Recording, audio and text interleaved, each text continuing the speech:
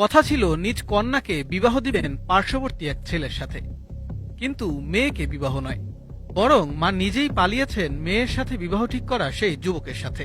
সঙ্গে নিয়ে গেছেন বিবাহযোগ্য মেয়ের জন্য তৈরি করা স্বর্ণালঙ্কার ও নগদ 50,000 টাকা। ট্যাক্সিতে আমরা এই আইতে যাইতে কথাটা কইতে টইতে ধান কাটতে দিতে ওই বিষ রুইয়ে দিতে সবকিছু হইতো এই পোলাই করতে।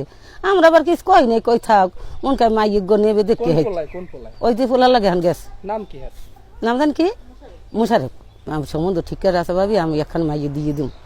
তা আমরা আবার কিছু কই নাই, তো ওই পোলা লাগি মন কায় দেবে তো হেরফির নিমন করি তো একটা প্রতি মানে খুঁজতে দে, তাই খারাপ না? সবাই এবার তার খুলে মানে কইতেছে থাক মাইটা যদি সরাইতে পারে তাই সরাক, হেরফির নিয়ে আমরা কিছু কই নাই। পরে কি হইলো? পরে তো দেখলো লইয়ে গেছে।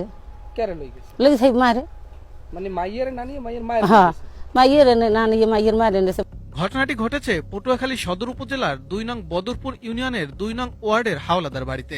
হ্যাঁ, ওই মেয়ে কিছুদিন আগে বিয়ে দেওয়ার কথা আসলে, বিয়ে দেবে তো বিয়ে দেওয়ার মনে হয় ওই ওনার হাজবেন্ড বলছে যে শাহজাদা যে সোনাগয়না সব এর কাছে, তো মেয়ে তো সোনাগয়না থাকতে পারে অবশ্য, তার কাছে আসলে ওগুলো নিয়ে গেছে।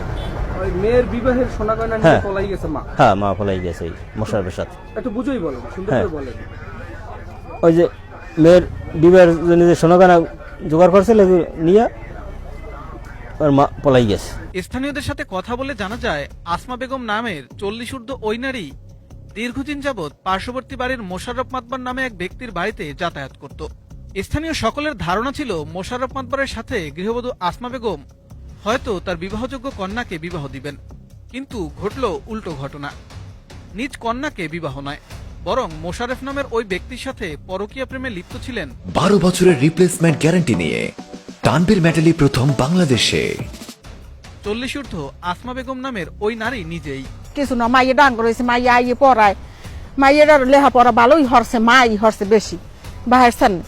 হ্যাঁ, এরপর মধ্যে গনে এখন কমে গনে ছেড়ারে পাস লইছে, কইতেরি নিয়ে জানে আল্লাহ, এই সেই ছেড়ার লাগে এই হইতে গেছে। যা জিনিস বানাইলে মাইয়ের লাগিয়া সেই লইতেই গেছে, টাকা পয়সা মাইয়ের লগে বানাইলে, কানেরটা বানাইলে, গলারটা বানাইলে, এই হাতের রুলিও নাকি বানাইছে? হ্যাঁ, হাতের রুলি হলে এক জোড়া।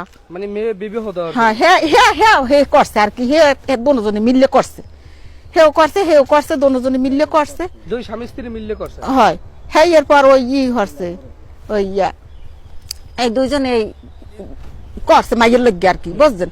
তাই হান তো হে মাইয়েরা থইয়া হেবের হে চলকে গেছে। কেন লগ গেছে? গেছে মোশাররফের লাগে। সবশেষ গত 1 ফেব্রুয়ারি নিজ ঘরে থাকা কন্যার জন্য তৈরি করা স্বর্ণের চেইন, হাতের রুলি ও কানের দুল সহ নগদ 50,000 টাকা নিয়ে নিজেই লাপাত্তা হন পার্শ্ববর্তী মোশাররফ মাতবরের সাথে। কইতাম আয় যায় এই আমি হার যে মনে তো জানি না।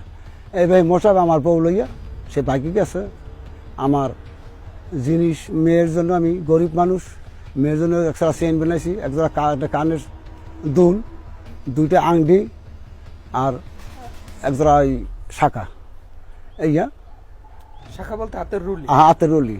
এই আর টাকা গাছ বেচছি, ধান বেচছি, 50,000 টাকা ক্যাশ এই দিমু কাজী মাহাব কাজিরে। এই টাকা লইয়া সে বাকি গেছে। মোট কত টাকা নেছে? মোট 2.5 লক্ষ টাকার মালামাল নেছে।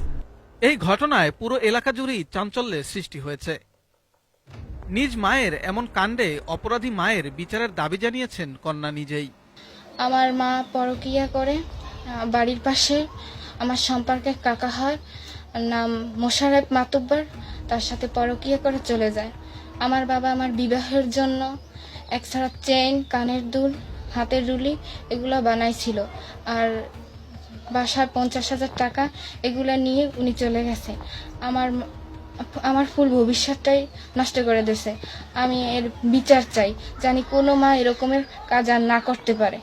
এ বিষয়ে পরকীয়া প্রেমিকের সঙ্গে পালিয়ে যাওয়া গৃহবধূর স্বামী পটুয়াখালী থানায় একটি লিখিত অভিযোগ দায়ের করেছেন।